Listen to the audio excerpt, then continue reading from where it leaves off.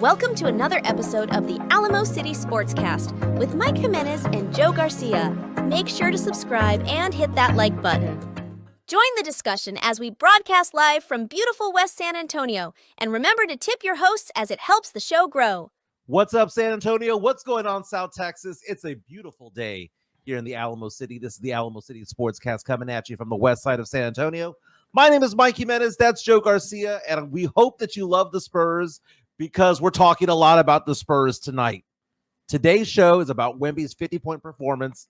Career high last night set against the Washington Wizards. Spurs back at 500, 6-6 record, Joe, knocking on the door of that play-in tournament, if the season was to end today.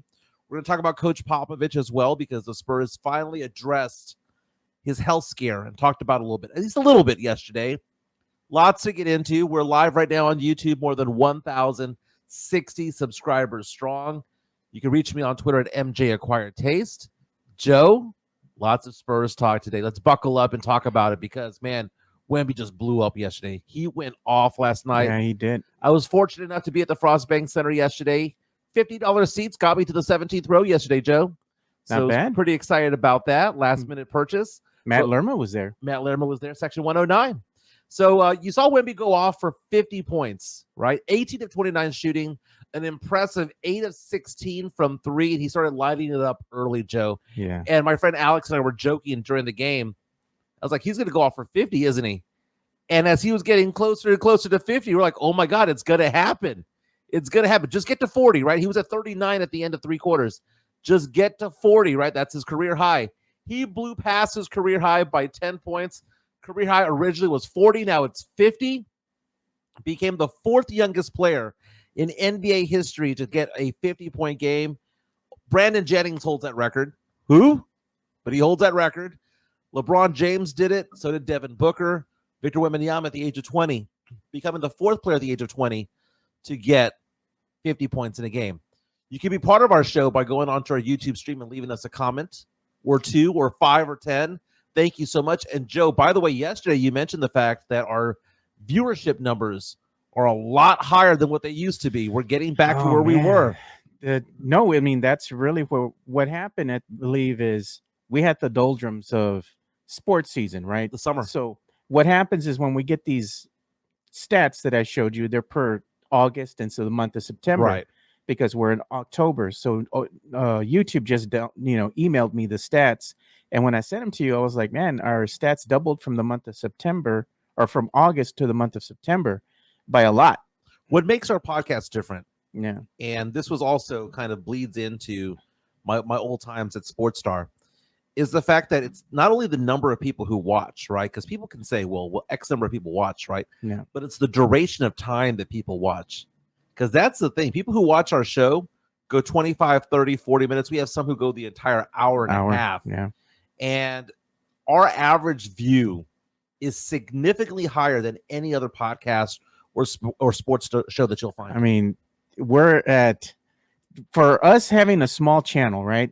You're thinking about numbers games, and some people have bigger channels than we do. You're talking 5, 6, 10,000 subscribers.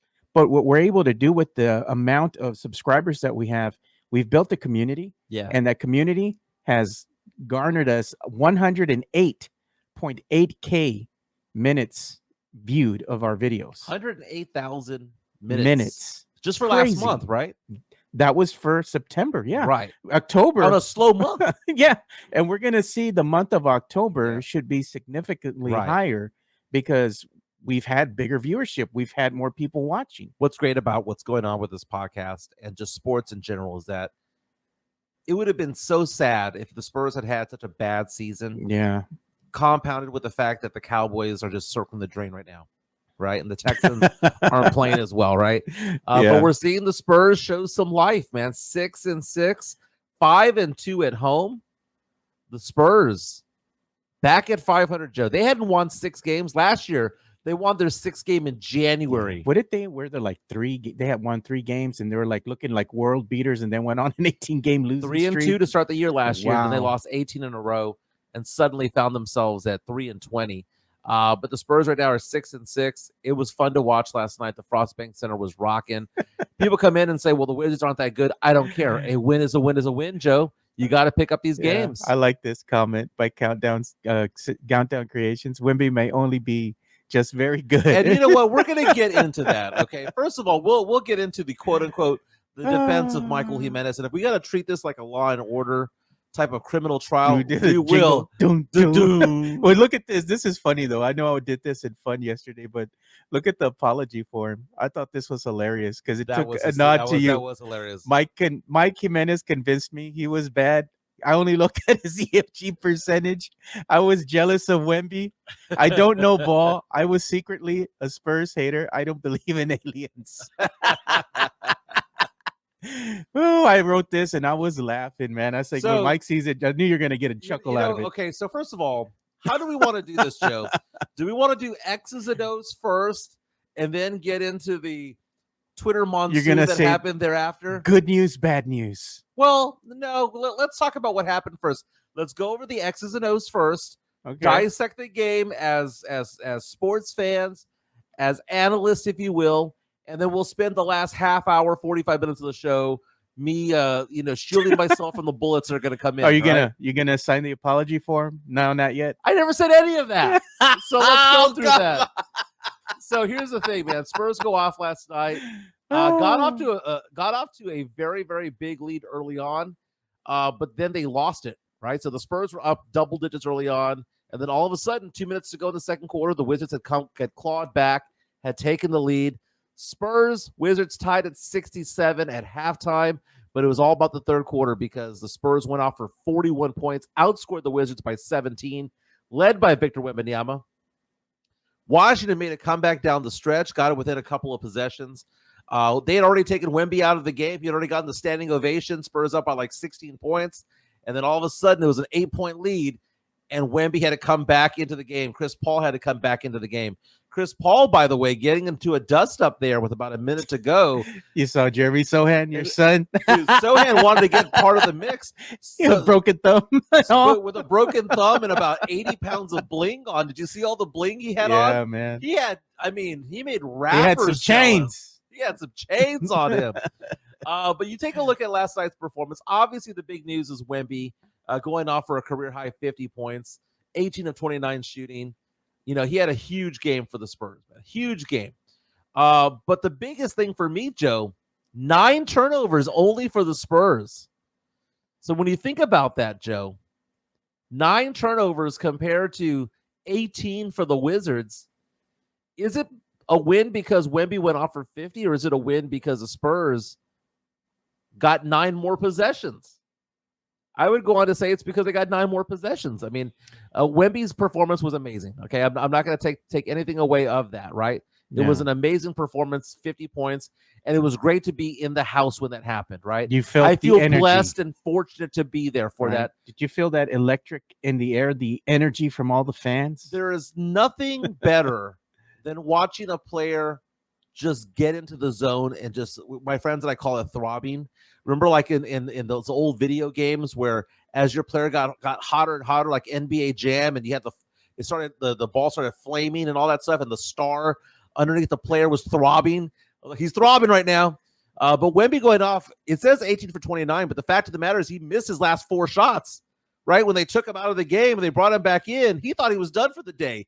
They brought him back in. He missed the last 3 or 4 shots he took, so he was actually a better shooter than that 18 for 29 would actually suggest. He was looking a little gassed there already because, I mean, he had put on a hell of a performance, you know? I mean, I was wondering when they were going to just take him out and just sit him down for the night, but they put him back in again. I was like, the dude's tired, man. He's had a hell of a game. Okay, so they brought him back in for the last 4 minutes of the game. So really he had 50 points in just 28 minutes because he didn't score in the last 4. Champagne, 12 points. Harrison Barnes had 10. Stephon Castle had 10. Devin Vassell, who started off really, really cold, only 5 of 14 shooting, but somehow managed to get to 17 points when it was all said and done. There was a missing person yesterday because Mamu wasn't playing. Mamu did not play. Coach's decision on that one. Charles Bassey, City Sissoko also rode the pine as well. You know who had more minutes, though? It was going to be Zach Collins. Zach Collins had 16. Yeah, so we were talking about the fact that But again, you make your first 3-pointer. Yeah. All of a sudden, they have some faith in you. Spurs, Joe, suddenly looking like a 3-point shooting team. Okay, They're looking all right. We talk about how they sucked as a 3-point shooting team all up until last week. Yesterday, 18 of 44 for 41%. Joe, if you're going to shoot 41% from three and only have 9 turnovers in a game, you're going to beat every team in the NBA if those are your percentages. Yeah. Spurs did a very, very, very good job. Shot 78% from the free throw line. It was all about Wemby. It was electric. He came out firing bombs away to start the game. Just knocking. I told my friend Alex during the game, 4 minutes into it, the Spurs were shooting 100% from the field. I said, hey, you know what? Teams that shoot 100% typically win. Yeah. You know what was funny too? Our friend of the show, Sean Quintero, he texted me last night. Like, it was already 10-something.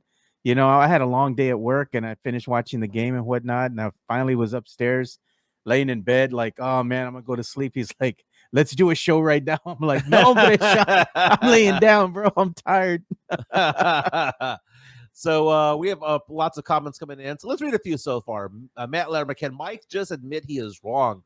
We will discuss in a moment. Hanover Fist talking about how Stephon Castle had a nice 3-pointer to end the first half. It was a clutch 3 to end it. JHNSB saying, don't apologize, Mike. Wemby can still end up being just very good. Plenty of players get 50 points and had a good career.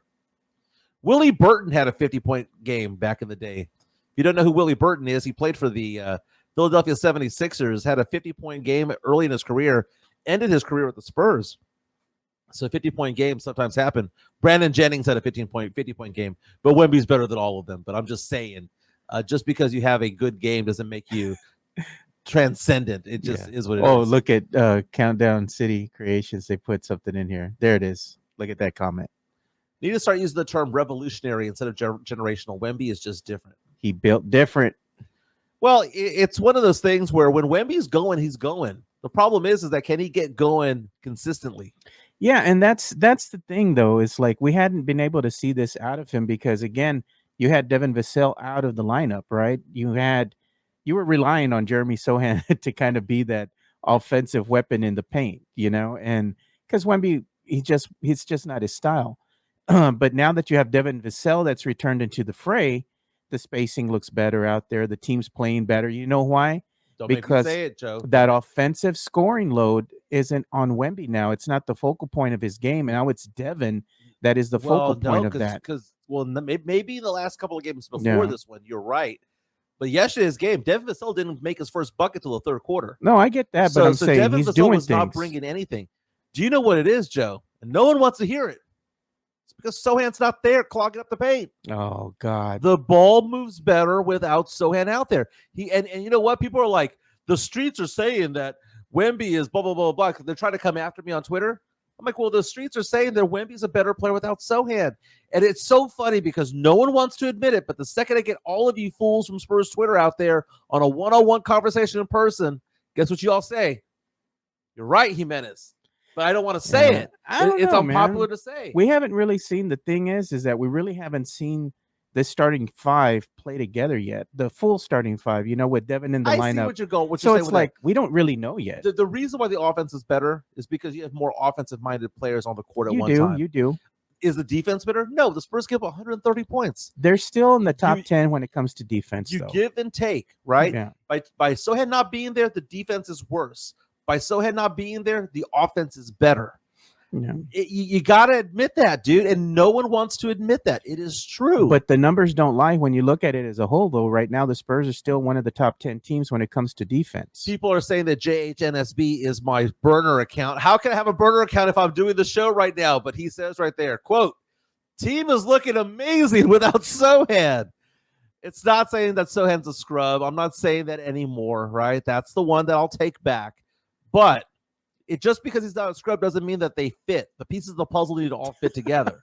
Look at Elias puts, Wemby played better because he saw Mike in the crowd. Dude, he didn't want to hear him. Like when Sochan went off for 34 when you and I were there because, he was like, because we were the fifth row. And he goes, Sochan must have saw you and got pissed. And you can attest to this. Me and Leha were giving Collins the business the whole time. We're there with our cones that we had made out of the little programs they gave us, and we're all booty crumbs, because people are like, I bet you won't say that to his face. We said it to his face the whole damn game, dude. He heard us loud and clear. So let's break this down, Joe. Are Spurs fans being prisoner of the moment right now? Because I have a poll on Twitter at MJ Acquire Taste. And I posted that this morning. And I asked the question, is Wemby shooting 9 to 16 3-point attempts, which is what he's doing now, the last 3 games? Is that what we want to see from him? And 71% say, yeah, fire away. 29% say they'd rather see him play more from inside. I posted a tweet in the third quarter. Jeff Garcia, I told Jeff Garcia, because I saw him at the game, what I was going to tweet. He goes, Jimenez, don't. They're going to bag on you. 10 minutes to go in the third quarter. The stat line for a 7'4" Victor Wembanyama read like this. 26 points. Amazing. You want that for a game, dude. 10 minutes to go in the third quarter, he had 26 points. He had 1 rebound. So I looked over at a friend of mine and I said, isn't that an odd stat line that a 7'4" player has 26 points and 1 rebound? And then we looked at it, Joe. Almost every shot he had taken was from 3. Yeah. So it reminds me of kind of like, remember the movie The Hangover? And they were asking, well, where are the guys? And the father is like, well, they're probably on a heater. You know, the rule of Vegas is never get up from the blackjack table when you're on a heater. Right now, Wemby's on a heater. Wemby, the size of the rim for Wemby right now is probably a hula hoop, right? When things are going well and you're on fire, and as my friends like to say, you're throbbing, the size of the rim is like this, right? That word makes me uncomfortable. I saw somebody say that. But there's sometimes when you're cold and the rim looks this big, it looks like a carnival rim, right?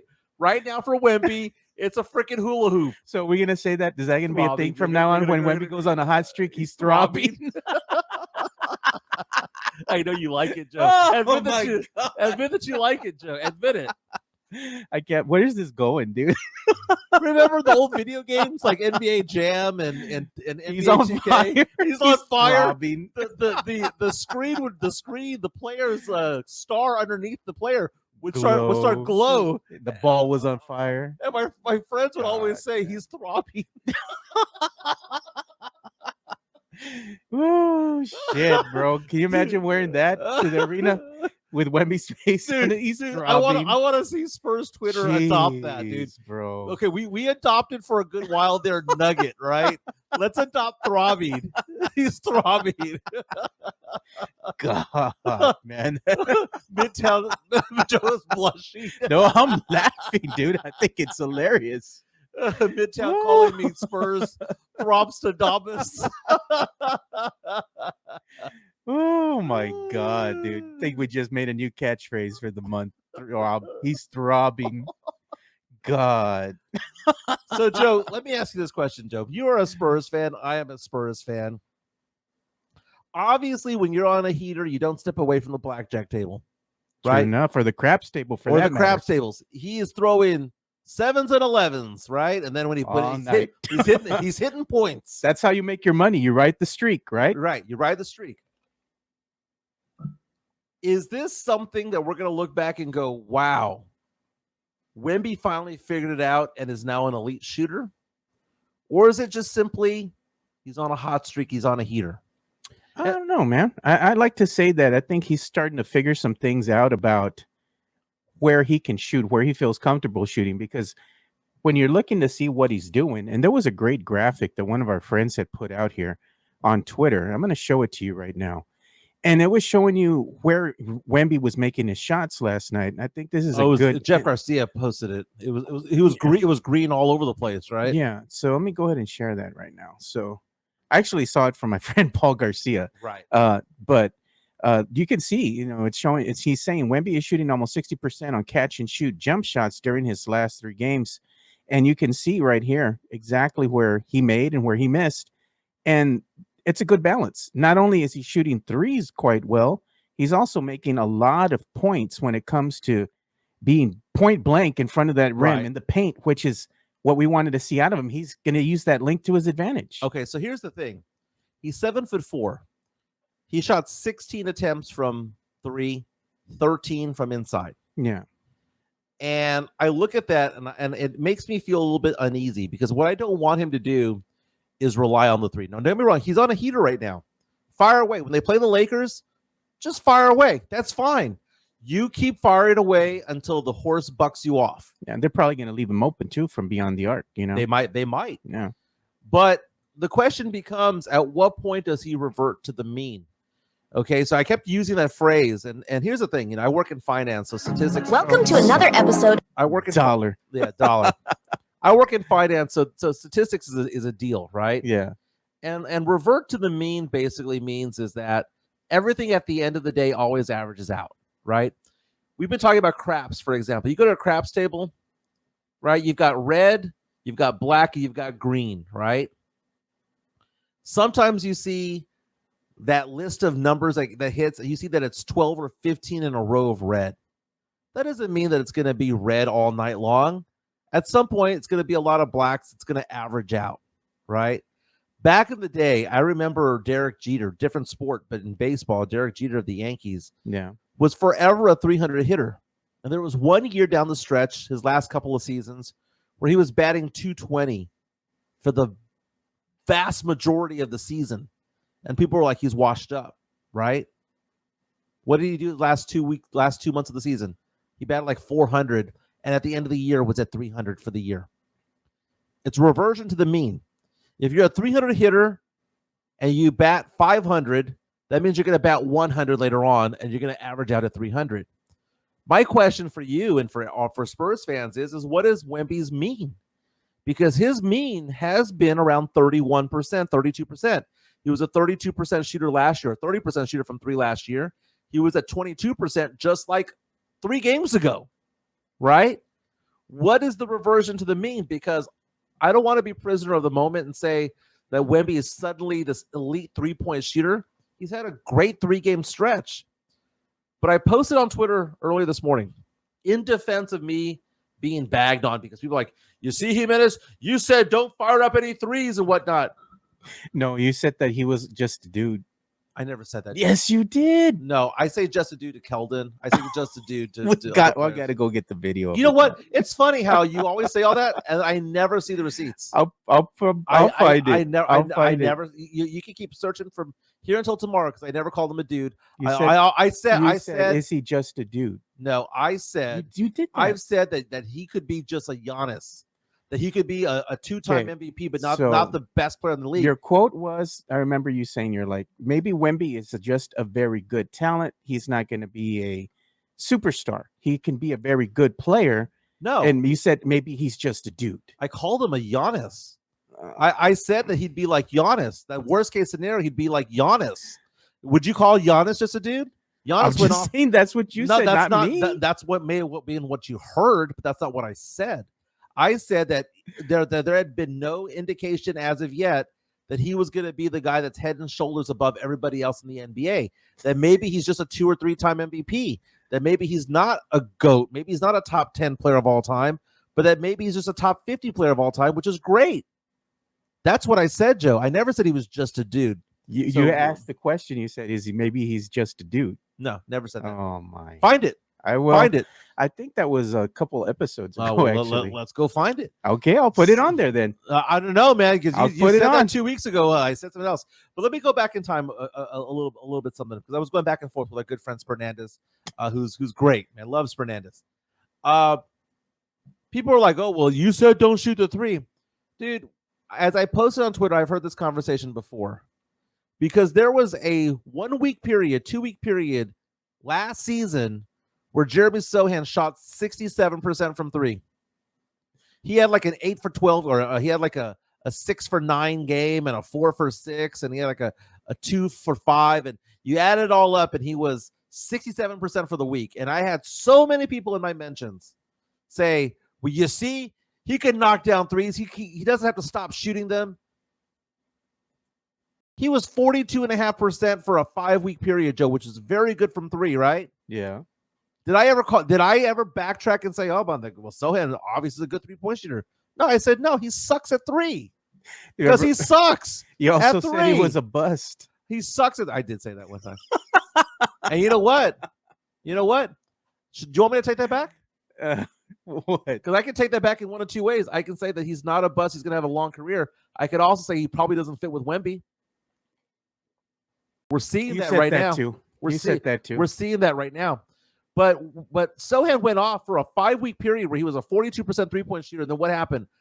It reverted to the mean because he's not a 42% shooter. He's not. He was on a hot streak. So the question becomes, Joe, the reversion to the mean when it comes to Wemby, what is the mean? Is the mean a 36% 3-point shooter? Because I'd be happy with that. I'd be ecstatic if he was a 37, 38% 3-point shooter. But what does that mean? Because the mean had been right around 30%, Joe. So if he's going off right now for 8 for 16, you know what that means? He's probably going to have a 1 for 9 coming up. Yeah. And are people going to keep up that energy when that happens? People are wanting to put the Chunkla clip on here for Mike. I'm like, you want the Chunkla clip? Pay for it. Drop us a super chat, man. $1.99 will get you the Chunkla clip.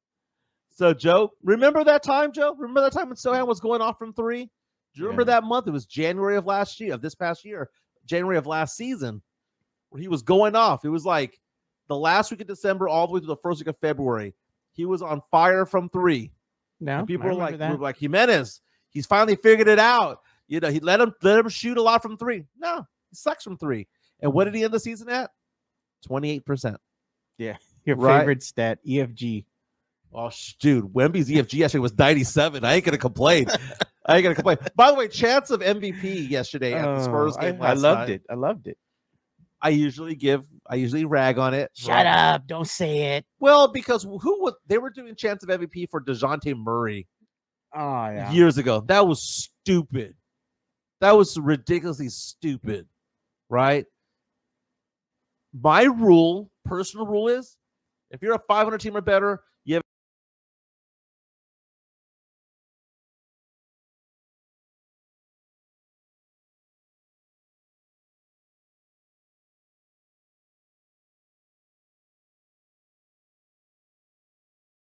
career high in points. What in the world? The screen went black. It was a career high in points. We got all sorts of grimace today. But the thing is, Joe, is that I was like okay with it because the Spurs are back to 500. So I'm like, all right, if the Spurs are 6-12 and we're hearing chance of MVP because Wemby's going off for 55 points, stop it. But yesterday I was fine with it. I'll allow it. You know, I think what we need to do too as Spurs fans is a lot of times, because, the Spurs have not been a great team. They've been kind of mediocre, lackluster, not consistent.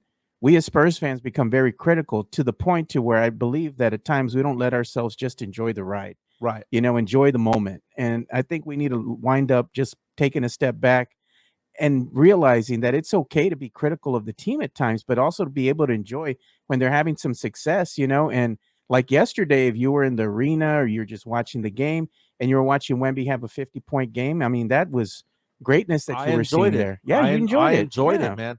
And now we have the Spurs playing the Lakers. Oh, the start of their tourney. That's the start of the tourney. Start of the in-season tournament, all that stuff. Lakers coming in. LeBron, 39 years old, back-to-back triple doubles. He has 100 assists. Him and Chris Paul are one of the oldest guys in the league, if not the oldest guys.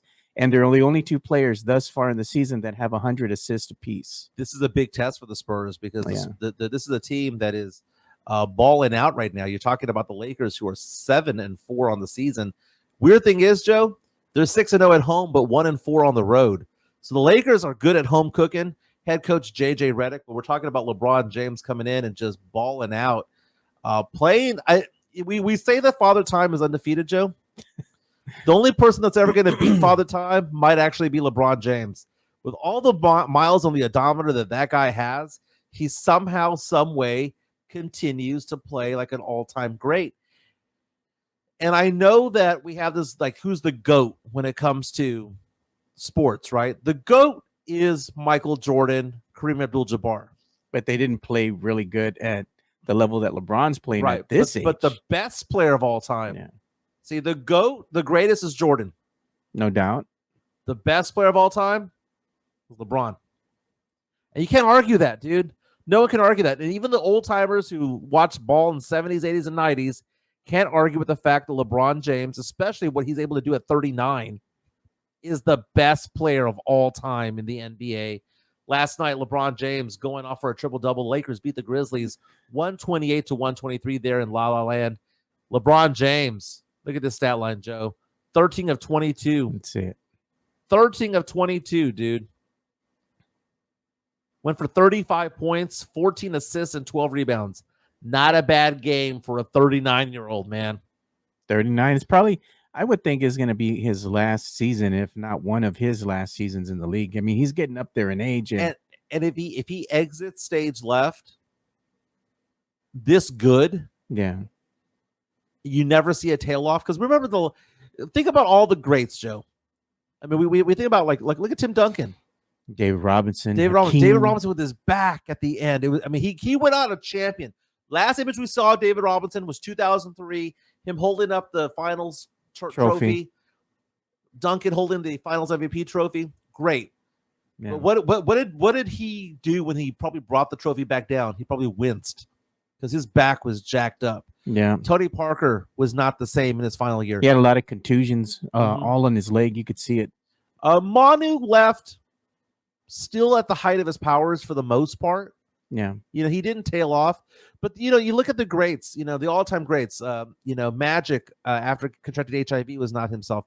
Jordan with the Washington Wizards was not himself. Yeah, even the great Patrick Ewing, too, Kobe man. sucked his final 3 or 4 seasons. Shaq looked Shaq bad, was an old dude. man with Cleveland and Boston. Boston, he was just a mere shell of himself. He started declining when he played with Phoenix. Yeah. Yeah. So you look at all these players. I mean, Dirk Nowitzki, his back and his ankles were all jacked up towards the end.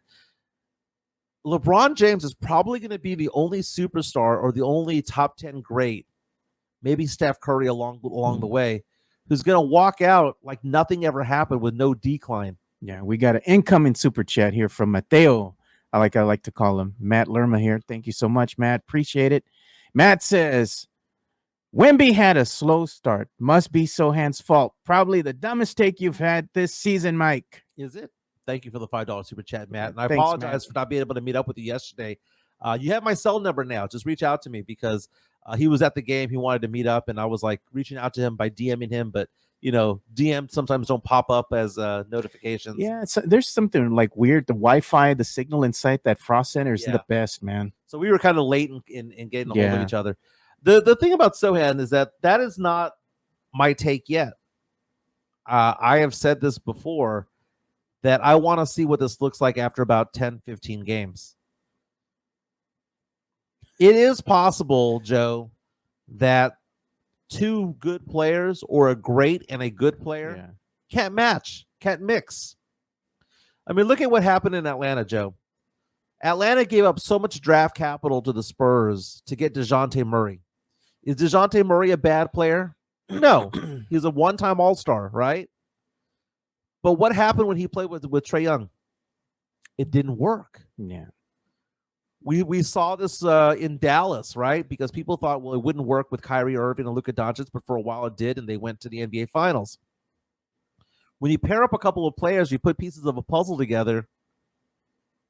Sometimes the pieces fit, and sometimes they don't. Isn't it one of your friends here, Alex Noriega? Yeah. Yeah, him and Sean. What are they They're going back agreeing and forth with each other. I think he's replying to Sean's comment here. Sean had put, there it is. Jordan's the best of all time. No, he's not. He's the greatest of all time. He's not the best of all time. No, the greatest of all, I mean, shit, if you're going to say the best of all time, you might actually say it's Kareem. Your favorite player there, Kareem? I couldn't stand Kareem growing up, but I mean, the best player of all time, I would make the argument that just talent-wise and all of that stuff, the best players of all time, that Jordan's probably not even 1, not even 2. He's probably 3 behind Kareem and behind LeBron. But Jordan's the greatest of all time for a variety of different reasons. The six rings, yeah, the ability to play both sides of the ball, the what he brought to the league when it came to shoes and when it came to the pop culture references and when it came to all that. He's the greatest because he took Magic Johnson and Larry Bird got it going in the late 70s. Think about Magic and Bird. Back in the day, games were tape delayed. Oh, yeah, they were. They went live when these guys came out in 79, right? And then all of a sudden, you had the Showtime Lakers, and you had Larry Bird, who's, I think, one of the best small forwards of all time, if not the best small forward of all time. Could shoot the hell out of the ball. Dude, and that guy was a trash talker like crazy. That brought it to the mainstream, right? That brought it to prime time. Yeah. And then Jordan just took that to a huge, huge level. Yeah, he upped the game. Look at somebody's agreeing with you here. Isaiah Aguilar. LeBron is the GOAT. Y'all crazy. Okay, so let's get the difference between GOAT and best. GOAT means the greatest of all time, right? Look at Tom Brady. Tom Brady is the GOAT, right, Joe? Is he the best quarterback of all time? No. Patrick Mahomes won so many championships. Patrick Mahomes is a better quarterback than than Tom Brady ever was. Tom Brady is the greatest because he has the accolades, right? And he performed great in crunch time minutes. He did. You give him 30 seconds on the clock. Hey, it's a window. He's going to come get you. He's going to get you. But the thing is, Joe, is that LeBron, at 39 doing this, Joe, LeBron is the all-time scoring leader. Michael Jordan, by the time he was 32, 33, was what? Washed up? Yeah, I love this comment here. Thank you for the 199 super chat, by the way. Sith Lord Elias. He says, Matt is wrong. Mike is right. Your son's coming to your defense. Dude, Joe. Okay, so what have we learned, Joe? And this is going to dovetail into something else, Joe. Because Spurs fans don't want to hear it because they fall in love with certain players. True or false, Joe? Wemby is averaging 27 points per game since Sochan was left out of got injured. Is that a factual statement, Joe? That what? I'm sorry. Okay, so right now Wemby's averaging 22 points per game. Okay, yes. Right? Is it a factual statement to say that he was averaging 15 points per game with Sochan on the court, and he's averaging 27 points per game with Sochan off the court? Is that a factual statement? Okay, that right there is a factual statement, but the problem is that there's variables in there too, because in the beginning too, Wemby was not feeling himself. He was not feeling good at all. You could tell that. Now it seems like he's starting to come into his own, but again, I can't say that what it's going to look like when Sochan comes back and has Sochan him and Wemby and Vassell. Sochan did have an illness earlier in the season. It was a small sample size. Wemby had an illness. It was a small sample size, but it's factual from what you're saying from when the numbers standpoint. Yeah, that's correct. The Spurs are 12 games into the season, right? Yeah. Sochan played 6 of them and like a quarter of one. I'm just saying, Wemby averages 27 points per game without Sochan out there. Can't argue that. That's math. Just add up the points and divide by 6. That is the average that he's getting, right? We saw the average when he was with Sochan out there, and Sochan was with the focal point. So remember, Joe, we had this argument 2 weeks ago. Why was Sochan getting more field goal attempts than Wemby? Didn't we have that conversation, Joe? Yeah, I forgot. Look at Mario Cavazos said he did give us a $1.99 super chat that I didn't see till right now. So we're going to go ahead and pause right here and give Mario Cavazos some extra love. We appreciate you, Mario. He says, grito for the pinche white nachos last night. All right, so here we go. Play the grito for you, man. You paid for it. We're going to deliver.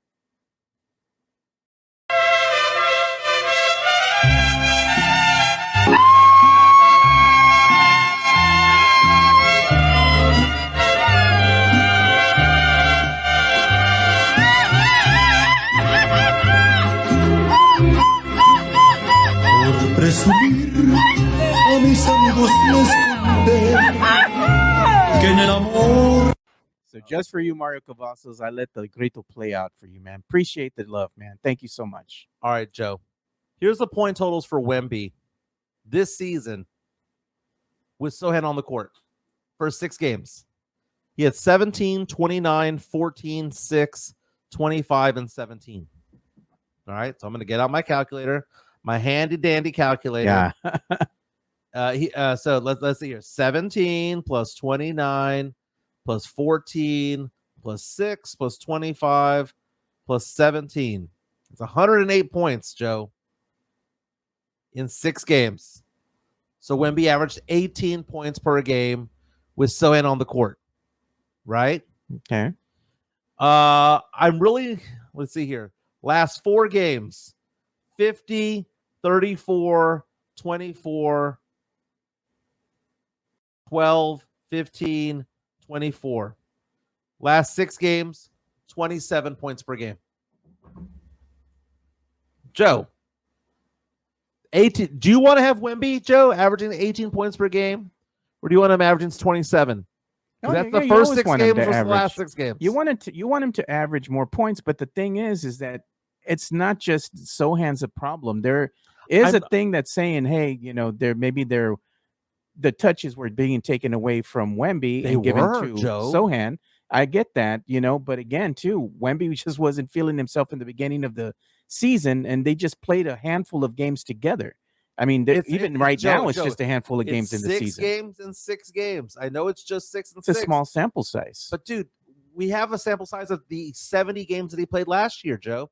How about this, Joe, as a point of contention here? Okay.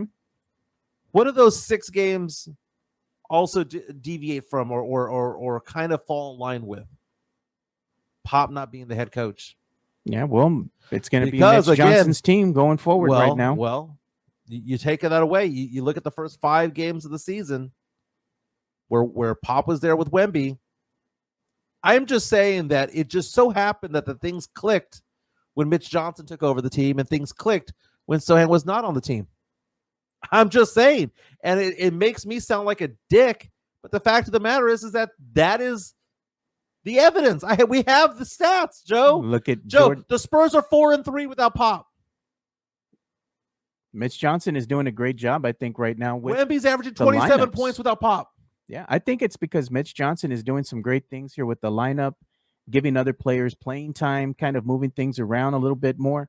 And if you saw the press conference yesterday when Brian Wright came out and he addressed the media, and they asked him, what was the decision making that went on? Because you didn't give it to the other coach. I forgot his name, the older guy that's there, the assistant coach. Brown. He has more coaching experience. Why did you all go with Mitch Johnson? He's like, I'm not going to disclose that, but the decision was to go with Mitch Johnson moving forward. And I'm glad that they did. And look at this, Jordan Schneider. By the way, thank you. Welcome to the Alamo City Sportscast, by the way. He's asking the question, is Chris Paul, Devin Vassell, Julian Champagny, Harrison Barnes, and Victor Wembanyama the ideal lineup then for spacing? And the answer is yes. The answer is yes. And Branham looked good yesterday, too. Sprinkling in Stephon Castle as the 6th man. Or if you want to take out one of those players and put in Castle. Castle is doing so much offensively right now that it doesn't come up in stats right now. He's attacking the basket. He's going for rebounds. By the way, we had that whole thing about how the NBA.com, their rankings of the rookies, didn't have Castle listed as a top 10 rookie as of yet. Yeah. They updated it last night. They have Castle ranked at number 10. Look at this comment here. This is going to be the battle cry of in Mitch we trust. Dude, you know what? Oh. Do you know how good he was coaching yesterday? How good? Mitch was throbbing. Jesus, bro. By the way, I want to say a shout out to Carolina Teague because I was talking to some friends yesterday about that press conference that the Spurs had where they revealed what happened to Pop. Yeah. Right? Yeah. And I thought after watching the whole thing that Carolina had the best question asked that entire press conference. And I was disappointed in a lot of the media there, local media. Yeah, really? Carolina does a good job out there.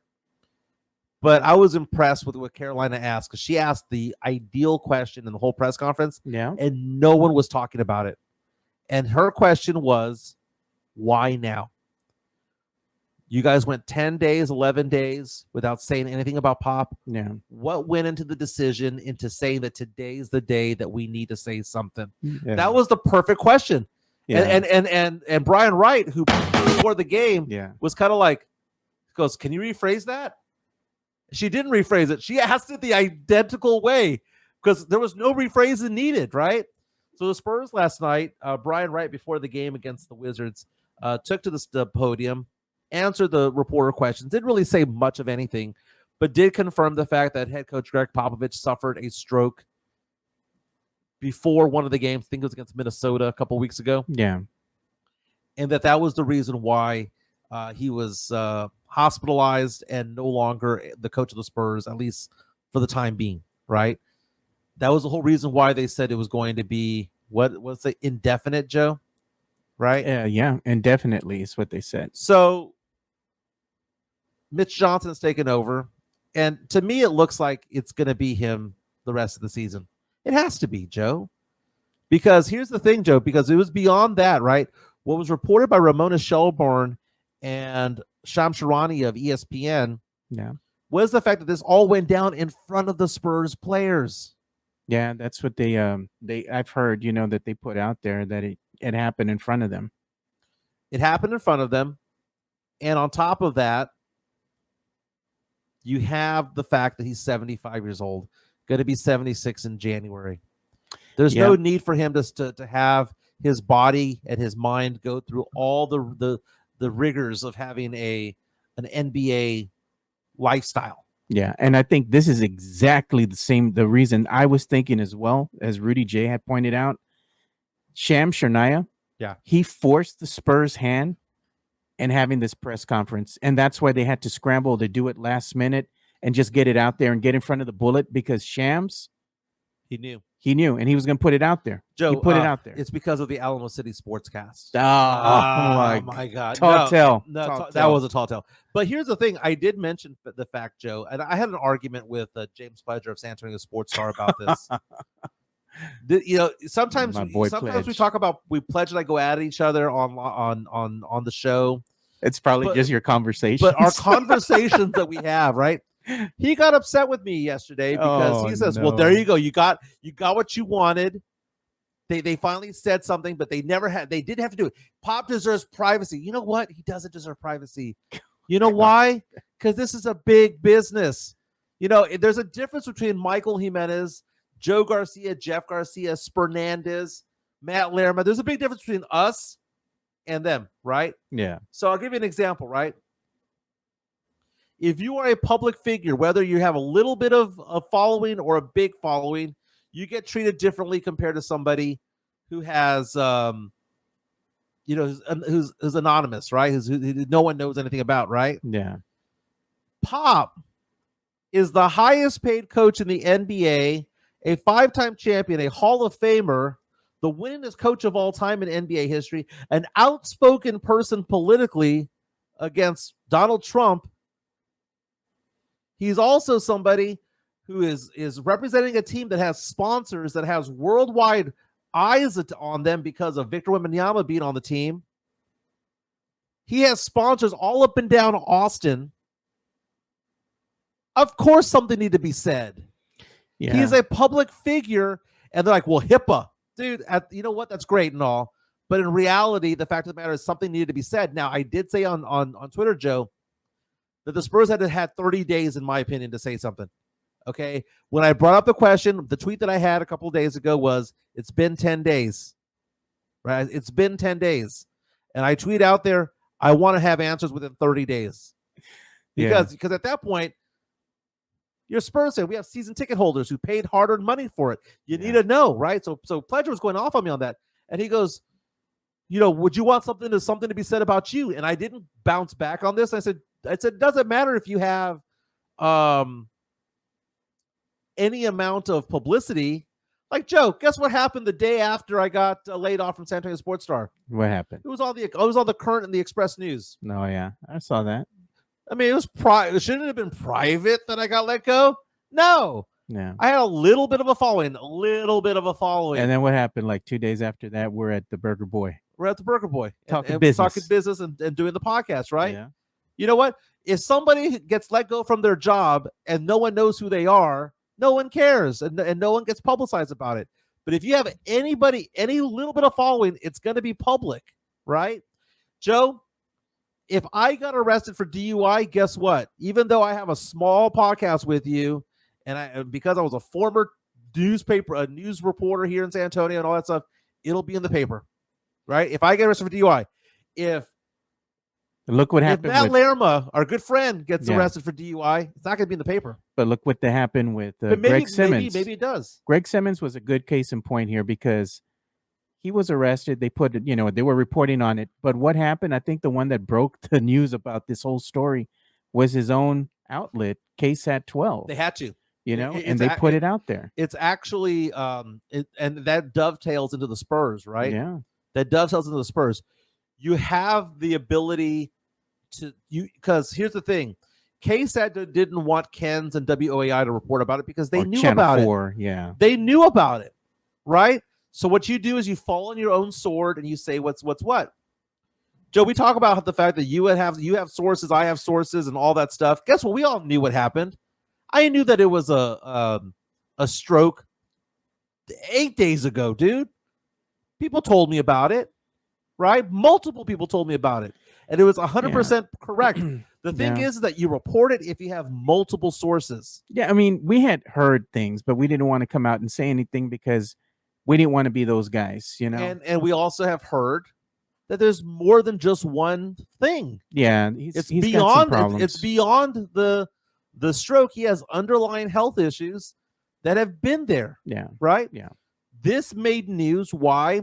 Because all those other health issues that Pop has had have happened off season. Yeah, it's been going for quite some time, and I think it was Sam Salinas. Yeah, and he was putting that they had put that it happened more than once already. So he's like, if it happened more than once, why aren't they really talking about it? The Spurs like to keep everything close to the vest. but they don't let things out. They can't man. do it forever. Brian Wright said yesterday they wanted to know the long-term prognosis of things before saying anything, that they didn't want. And I didn't need to have a play-by-play. Yeah. I didn't need to have surveillance video, TMZ style of it all. I didn't know where he needed to be treated, who his doctor was. I didn't want to hear from his doctor. I was wondering what happened. Is he okay? Is he going to be okay? That's all I need to know. So yesterday, Brian Wright said, I'm not going into detail, which is fine. Yeah, That's the privacy that Pop deserves as a public figure, as a celebrity, because Pop can't go to any building in this city and not get recognized. Yeah, I can tell you right now, just like from experience, personal experience, my dad's had 2 strokes, right? And seeing how it affected him, it's a long process to recover from it. And for a while, like even after this thing that's happened with Pop, he's gonna not be quite himself. He's gonna be tired. He's going through rehab because he's trying to regain that mobility, in his either left or right arm or whatever, that's affecting him at this point in time. And your thoughts and prayers should be with him because it's a long road to recovery. It affects everybody different. They do expect him to make a full recovery, but I want to see him come back as a Spurs fan, come back at least one more time, just so the fans get an opportunity to give him his roses. So someone just put in here saying that Jimenez is acting like an insider. I never said I was an insider. I just said that I'm friends with insiders. I mean, I talk sports with people who know people who know people who know people. I mean, I was a TV news reporter for 10 years in this town. I know I know pretty much every sports journalist here in San Antonio. Guess who I'm friends with? Those guys. They knew. They didn't know enough to report it. So I'm not getting, I'm not there saying that I have intel within Lock and Terra. People embedded within the Spurs. No, I never said that. What I am saying is that people who do have people embedded in there are friends with me, right? Or are at least friendly with me. So, I got to know a long time ago, but I wasn't going to say anything because I had nothing to back it up with anything other than just, I could be like Spurs Jesus, who apparently said it was something else, right? He said it was a heart attack. He went on the radio last Friday and acted like he knew what was going on. He has inside sources within the Spurs, and this is what he's been told. That guy's he's full of shit is what he is, dude. And the Spurs had to say something because, again, it is a multi-billion-dollar business. Nothing personal. It's business. You can't say HIPAA for Greg Popovich. You can't. Now you can. Now Brian Wright saying they wanted to assess the situation for 10 days or whatever. Shams knew about it. If he had multiple sources and was ready to do something about it, the fact that he would give the Spurs the time to do it is big league. Yeah, but I'm still on this case. No matter what you say or how you spin it or what have you, at the end of the day, I'm still like me. I'm a private person, right? Right. I don't like to share a whole lot of my private life with everybody, even though we do this show and we let you in a little bit into what we're doing in our personal lives. I still keep a lot of what I do in my personal life private. And I'm sure Coach Pop is the same way. And if you're working for an organization, I still believe it's up to you to either decide if you want this to come out or not, regardless of what platform you're on, whether you're just a regular old Joe like me working a 9 to 5, or you're in the public eye, working a high profile position like Coach Pop, who's a coach, an NBA coach of the San Antonio Spurs. To me, it still comes down to a personal matter. And if you want that to come out, you let said organization know that it's okay. I'm sure they got Pop's blessing to go ahead and do this. Well, if their hand was forced, then there's no blessing to be had. I'm sure I'm sure Pop would want nothing to come out forever. I'm sure that, but I know at the end of the day, Coach Pop is like, maybe they had asked him prior to this, hey, is it okay if we release a statement or say something in regards to what happened? Maybe he said okay, but the Spurs organization didn't want to come out and say anything, but now they were forced to because Shams was putting out that story. And Ramona Shelburne coming out and adding to the story as well. Spurs fans have a history with her. They don't like her because at one time they thought she was full of it because she's the one that released the story or broke the news of LaMarcus going in and telling Pop, I want to be traded. They said that's a bunch of lies. Turned out to be true. She was also the one who broke Josh Primo, if I'm not mistaken. Yeah, she did too. So I mean, she's reputable as well. Right. I look at it this way, dude. You give up some level of privacy when you are in the public eye. The only one that I can think of that got to go to the hospital and have something really big happen and no one still not know what happened was the actor and comedian Jamie Foxx, also a singer. Yeah. Remember Jamie Foxx was in the hospital for months? He was. And I still to this day, I don't think anybody to this day knows why. But Jamie Foxx, Shams Charania, again, reporting yesterday that Greg Popovich suffered a mild stroke on November 2nd. And according to Shams, is expected to make a full recovery, but a timeline, Shams says, for return has not been determined. Do you want him back, Joe? And I'm not saying this from the sense of X's and O's, right? I'm not saying that. Because you know what my position was on X's and O's. I wanted him gone a decade ago. Maybe not a decade ago. I'm saying 6 years ago, right? I'm saying this as a just man-to-man, Joe. I don't want anything bad to happen to Pop health-wise. And it's not like the Spurs would ever get rid of him fully, right? He can have whatever position, assistant GM. He could be a emeritus status of some point within the Spurs organization. Yeah. Do something. Be a special advisor. Be whatever, right? We do have an incoming super chat from Tex-Mex Frank. Thank you so much, Tex-Mex Frank. He's saying, love that hat, Joe. Mike, you need one? Let me know. Tex-Mex Frank, I got one, dude. I wear it, man. I have the gray one. Yeah, everybody loves them. Yeah, well, mine is it's kind of like a white and gray, and it has like a leather color. Yeah, where it says Texican on it. Nice, it's a good one. I'll take another one though. Is that hat too ethnic? I like the phrase Texican, by the way. I do too. I just got stopped when I was at the Target over the weekend by several people when I was there, and they're like, hey man, where'd you get that hat? I like it. Yeah. And I was like, oh, my boy Tex-Mex Frank, he's the one that makes them. So I'd sent, you want to get one, get in contact with him, man. So they love the hat. Let's give some love to Jeff Garcia from Locked On Spurs and Ken's 5, because man, he was working the late hour yesterday on Wemby's fumes. He is, man. But let's give some love to Jeff Garcia. Locked On Spurs is your daily Spurs podcast, hosted by Jeff Garcia, the lead Spurs writer for Ken's 5 San Antonio. Jeff has a healthy plethora of guests all the time on the Locked On Spurs podcast.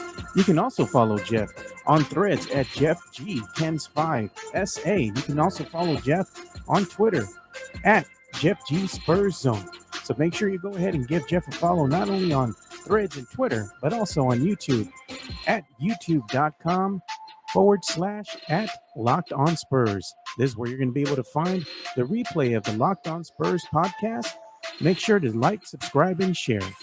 Yeah, no matter where you get your podcast, whether it be Apple, Spotify, you can find Jeff Garcia and Locked On Spurs. More than 5,500 subscribers on YouTube. I was the guest yesterday at Kens5.com or also at Jeff G Spurs Zone on Twitter and Threads. He has post-game interviews with Julian Champagny about Wemby's 50-point performance, which was a career high in points yesterday. Also has photos of the new City Edition jerseys. God. And also a link to the new Victor Wembanyama NBA 2K commercial. So visit Jeff Garcia on Locked On Spurs and also on his Twitter account as well. Yeah, speaking of the City Edition jerseys, there's the picture of them. The NBA officially released these on their NBA social media channels, including Facebook, Insta, and the X. This is the Spurs City Edition of jersey. It wasn't a big surprise to Spurs fans. They had already seen, the little teasers come out, but it's just a nod to, again, the Hemisphere Arena theming that they had last year. It's okay. I mean, it's not like I'm crazy for this. I know Spurs fans really love the Fiesta colors, and I like them too, but I'm thinking there's, maybe next year they can go ahead and do something else that also pays homage to the city of San Antonio, and let's see what they come up with. But I think the Hemisphere theming has kind of run its course. If you could show my screen, Raul Sure. Dominguez posted this on Twitter, how there's some people out there who were wearing pop shirts yesterday in honor of the Spurs head coach, who again suffered a mild stroke on November 2nd, according to ESPN, in front of the players. The fact that nothing got out, man, shows you what a vault the Spurs are, man. If you want to show proof of the vault that the Spurs are, Joe, when it comes to information, Josh Primo. Yeah, man. We don't know what Pop knew or what Brian Wright knew or when they found out, dude. And that all got swept under the rug. Remember? You remember. I remember that. They even had the press conference and everything. We also got another $1.99 super chat incoming hot here from Tony Ornelas. Appreciate that, man. Appreciate the love. He says, seriously, would buy Edgar Mike shirts. Make them. Dude. I wouldn't be against it. I made the graphic. I'm the one that actually designed it, and people kind of rolled with it. But it was me putting Mike in front of Ingram Park Mall. I made that. I still have it. I could put it on his shirt. Maybe we'll make one for Tony Ornelas and send it off to him. How excited are you about this, Joe? You want to talk some pop culture for a minute? Sure, we can. You want to show my screen? The new movie coming out. Let's see. On Netflix. Okay, you know that I love our life. What? Jamie Tonight, Foxx and something Cameron clicked. Diaz. Are you excited? We just mentioned Jamie Foxx. For the first Are you time excited? In a really long time. I felt alive again. For Cameron Diaz's first I movie felt in like- over a decade. It's been that long, Joe. That's a long time, man. Dude, when she first came out It's a nugget, dude. in the 90s with was The Mask? Smoking hot, dude. Dude, amazing, dude. And was it something about Mary? She came out Yeah. of that movie's still freaking hilarious, dude. Do you believe the rumor that she was in a softcore porn movie back in the day that never saw the light of day because she got famous from The Mask and they had to buy it off? That's been the rumor for a long, long time. I don't know, dude. I think it's It was just a rumor. they said it wasn't hardcore, but it was kind of a Cochino. softcore cochino type of thing back in the day. Yeah, we got another $1.99 super chat incoming here.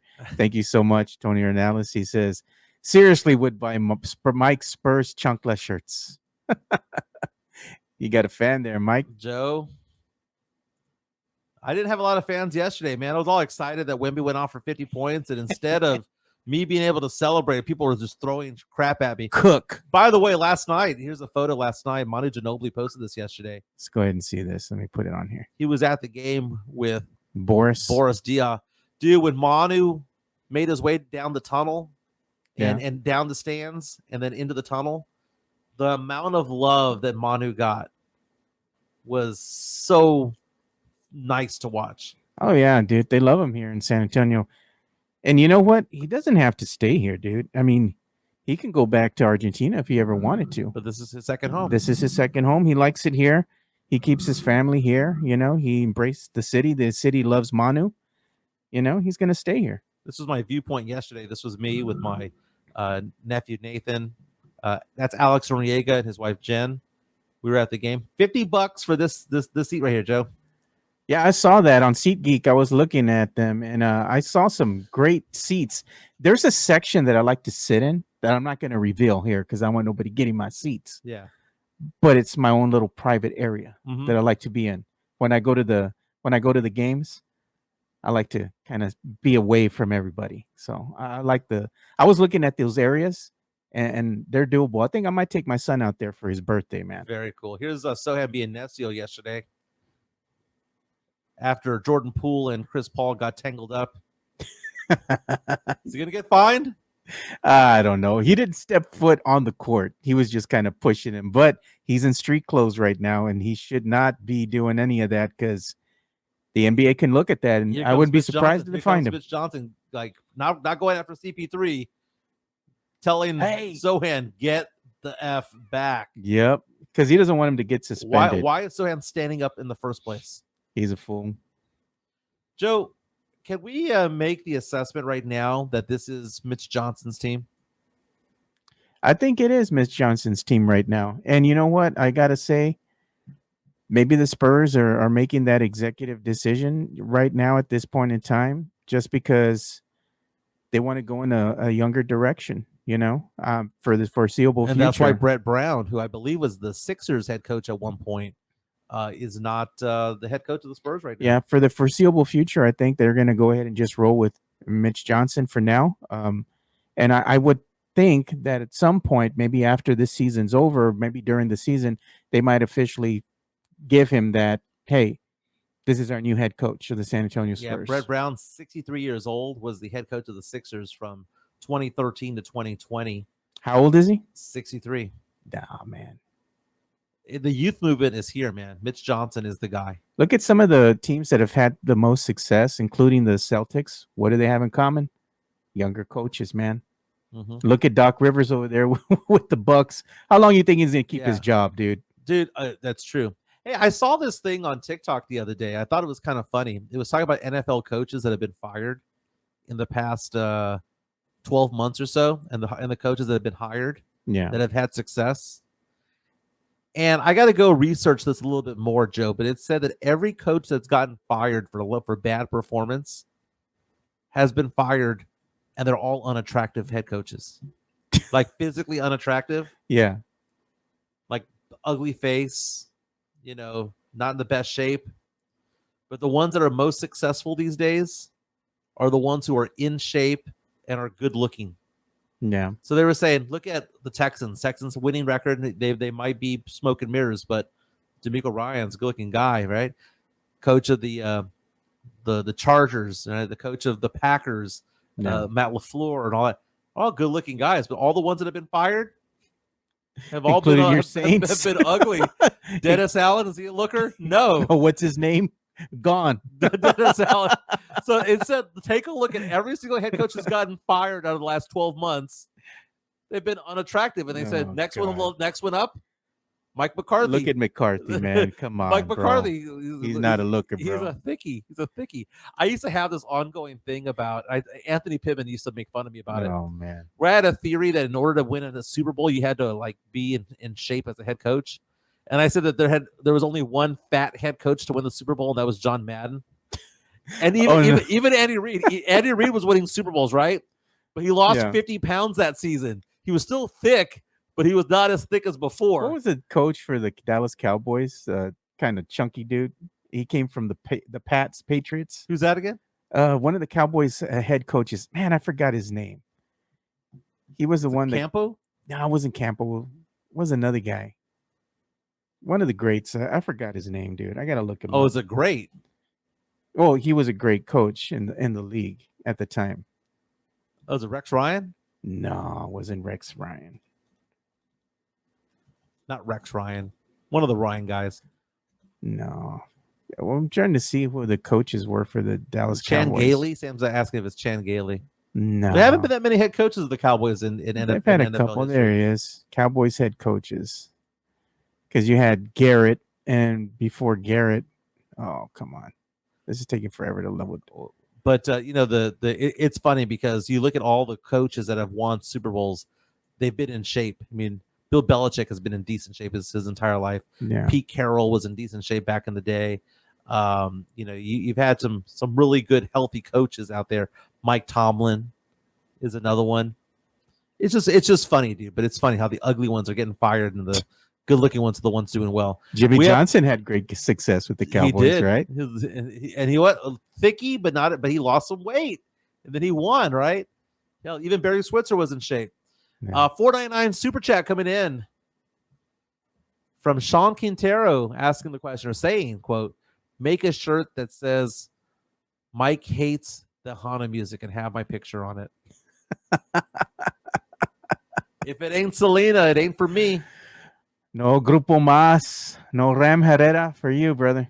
No, thank you, man. Bill No, thank you. Parcells, that's what I'm thinking of. Yeah. Oh, Bill Parcells. There you go. Very, very, very cool. Let's give some love to MCS General Contracting. They've been with us since day one. Yeah, let's give some love to them. MCS General Contracting, more than 30 years of combined experience in concrete placement. They are the best in the business, honest pricing, high quality work. They get going on house foundations, driveways, concrete patio decks. If you want to extend the deck, extend the driveway. If you're a business and you need to put together a slab, a parking lot, or other concrete placement services or sidewalks, reach out to MCS General Contracting at 210-774-9155. They're confident in their skills, so give Chris Leha over at MCS General Contracting a call at 210-774-9155. And thank you for being a sponsor of this show. There you go. So if you boys want to go ahead and get that diamond hard concrete in your life, make sure you give a shout out to our boy here, Chris Leha of MCS General Contracting. They can go ahead and put up a pickleball court for you, a parking lot, swimming pool, whatever you might need for your home and for your commercial needs. You go ahead and call them. Their number is 210-774-9155. Make sure you told them that the Alamo City Sportscast sent you. And also go ahead and make sure you go ahead and follow the Locked On Spurs podcast as well. They help us pay the bills here as well. So subscribe to the Locked On Spurs podcast for your daily Spurs content. Jeff Garcia is 5,000 subscribers strong on YouTube. Make sure you go ahead and give him some love. And also make sure you go and give Mike some love. Oh, dude, I can't tell you how blessed I am right now with my practice, my financial practice. There you go. Dude, I mean, just busting at the seams, man, a very, very good way. Retirement accounts, life insurance, disability. Tinkering with the idea, Joe, of starting an auto insurance agency as well. You're going to be, you're going to be competing with Fred Loya? Well, no, I mean, I've done it in the past where I do like nationwide progressive, Liberty Mutual, all of that. Tinkering with the idea of going back into doing that and adding that to the mix of the things that I do. The bundle. Hey, can you save me money with the bundle? That's right. That's right. But dude, retirement plans have been through the roof right now. People are reaching out to me. People having additional income because they're excited because there are a lot of conservatives right now who are really excited about the income administration and they want to invest more money. Yeah. So it's just interesting how things are going. But man, my business has been my best year ever. Yeah, I'm excited about it. It was great for everybody. 210-508-0369. I was going to say it was great for everybody's 401k recently because stock market went up. Market had been up already, but then it hit record territory the other day. So very, very nice. Got a little boost there if you have a 401k. Good on you. So what did we learn today, Joe? Let's wrap things up with what did we learn today, Joe? What did we learn today? Like a class. We learned that Wemby is on fire right now, and we gave it a term, Joe. What is that term? He's what? Throbbing. He's throbbing. Feel cochino just saying it, dude. He's throbbing right now, and I'm not going to be upset with him shooting 10, 15 three-point attempts against the Lakers because, again, he's doing well from three. You keep riding that ride until it bucks you off, right? Yeah. But the second he starts going 1 for 9 from three, we're all going to look at each other and go, hey, isn't he 7-4? Why don't you get your ass back inside the paint and do some stuff down low? That's my problem, Joe. Yeah, I think the Spurs have seen some success here since Wemby's been shooting the three good. It helps space the floor a lot more, and it also opens the inside lanes for the San Antonio Spurs as far as their passing lanes. They can get some backdoor cuts, make some moves without the ball, So I like that, man. It helps them in the end, but maybe it's just the process of getting there. Maybe Wemby will have these games where he looks great, and then he'll have some off shooting nights, just as every other player does. Regardless, I'm just going to enjoy the season for what it is, and every victory that the Spurs have, I'm just going to savor it, man. Regardless of who scores the highest points on the team, just enjoy the ride. That's right, baby. Just enjoy it. Yeah. Just Hey, enjoy it. we had some news here too. I was going to share. Tim What's going on? Gonzalez just told us, shared this with us. Look at that. San Antonio's taco staple closes after 16 years. Rosas Tacos to go. San Antonio staple closes. Interesting. Wow. As long as Tacos Partidas is still open, I'm going to be perfectly fine. There you go. Text Best Frank says Mike's insurance slogan is going to be buy insurance or get the chancla. Save so much here with Mike. Well, Save I so mean, much with us. Your wallet will be throbbing. That's right. Throbbing, overflowing, throbbing with money. I've been in finance for a while and for 19 years. And the last 4 years, I've been back in practice since 2021, right? Since COVID, I restarted my practice. I now manage $16.5 million in retirement assets. I now supervise about $20 million in insurance assets. Yeah. People ask me, Joe, all the time for auto insurance, and I always push them to somebody else. Yeah. And now I'm like, you know what? I might just go ahead and start doing it again. Why not? Tony Ornalis reaches out and says, love the show, Mike and Joe. I learned that Mike flip-flopped on Sochan. I realized that I really want to buy Edgar Mike shirts for the show. Look at that. Mario Cavasso says, hey, Joe, do you have the capability of making and selling Alamo City Sportscast caps? I bet they will sell. Actually, that's something that I am looking at because I'm looking to get myself a new Christmas present ahead of time, you know, before the Christmas rush. And I've been eyeing something that'll help me make personalized gifts for the family and also maybe start my own engraving business here. Wow. So we'll see, dude. I got my eyes on some equipment that I'm going to be purchasing here. It's not cheap, but it allow me or afford me the capabilities of being able to make some really intricate and very high quality things that we can give out here on the show, but also, you know, something that I can do as a side hustle. That's badass, dude. That's badass. Yeah. I would be very supportive of that. And I like wearing ball caps, dude. So we can customize it once I get that equipment here. Whatever you want on there, it'll be there. Tonight, week 11 of the NFL season gets going. Big game tonight, Joe. Commanders at Eagles. 7-3 Commanders, 7-2 Eagles. Whoever wins this game is the top of the NFC East. Man. Finally, we get a good Thursday night game on Amazon Prime. Kickoff at 7:15. It's going to be a good week of games, Joe, because I believe there are 4 games with teams with 7 or more wins playing against each other. That's one of those games. That's great, man. I can't wait to see it. Also this week, you've got the big games. Ravens at 7-3, visiting the 7-2 Pittsburgh Steelers. You have the 9-0 undefeated Chiefs on the road against the 8-2 Buffalo Bills. Bills favored by 2, despite the fact that the Chiefs are undefeated. And Bills play the Bills play the Chiefs tough. They do, man. They do.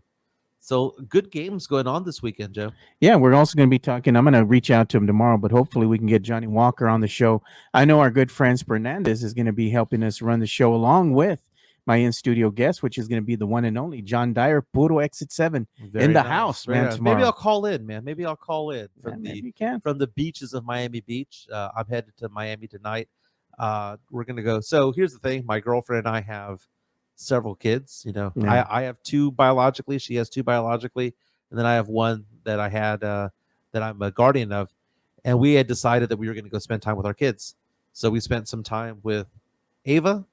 We spent some time with her son, and we're going to spend time with her daughter, and we're going to spend time with my daughter, my eldest daughter, probably in about a week or so. So we're taking the tours, baby. There you go. You know, so that's it. I'll be a 2-day trip. You can go visit Gabby girl over in Orleans. Moving her back because I haven't posted this, but she's moving back to San Antonio. She got a job as the digital content producer at KSAT 12. Wow, how about that? Full circle, man. Congratulations. Full circle, man.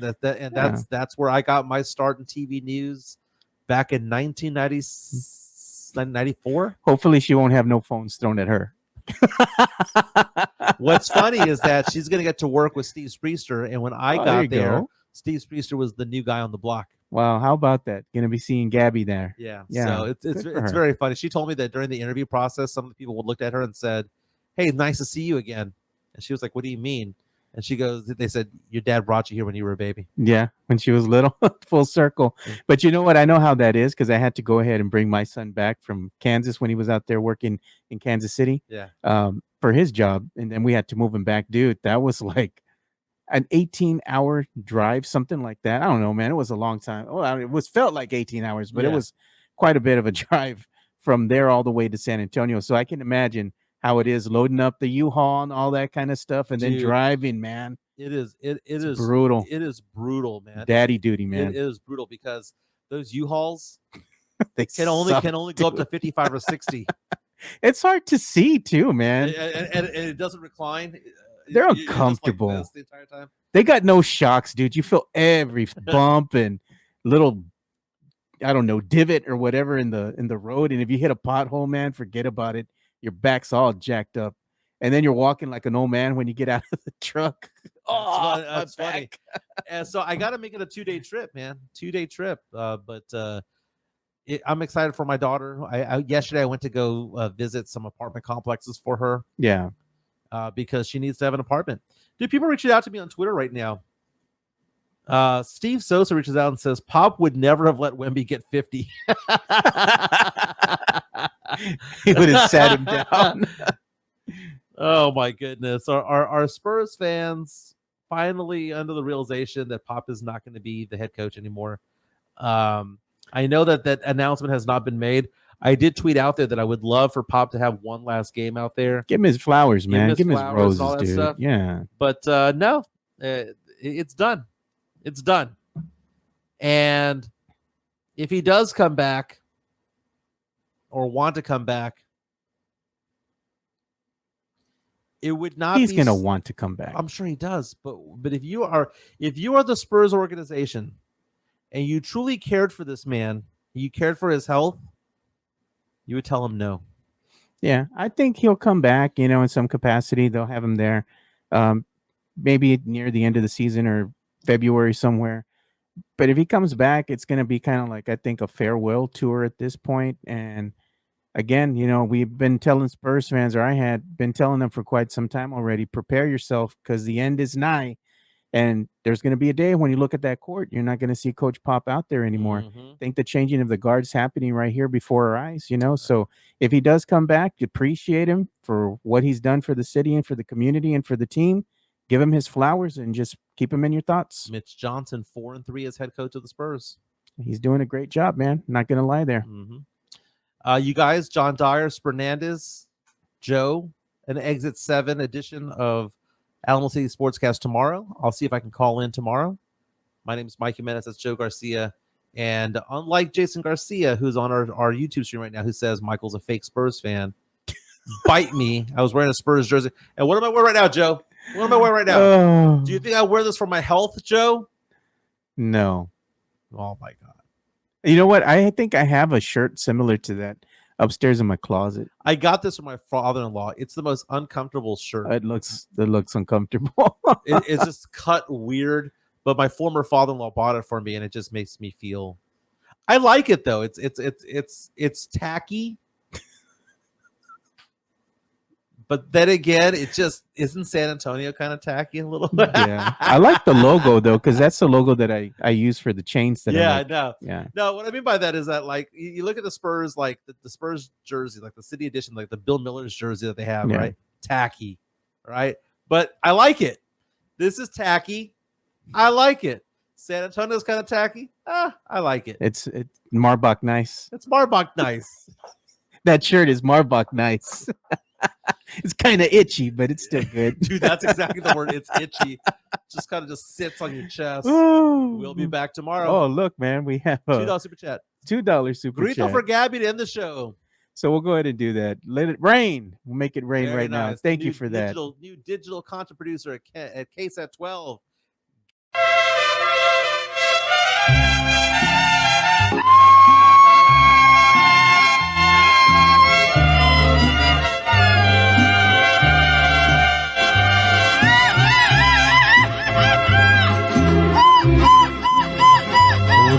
subir, a mis amigos les conté.